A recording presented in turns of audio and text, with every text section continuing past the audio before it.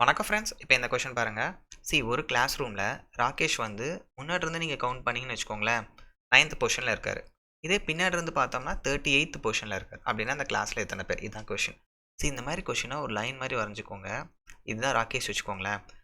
முன்னாடி இருந்து பார்த்தோம்னா என்ன பார்த்தோம்? 9த் பொசிஷன்ல இருக்காருன்னா, அப்போ முன்னாடி அவருக்கு முன்னாடி 8 பேர் இருப்பாங்க. கரெக்டா?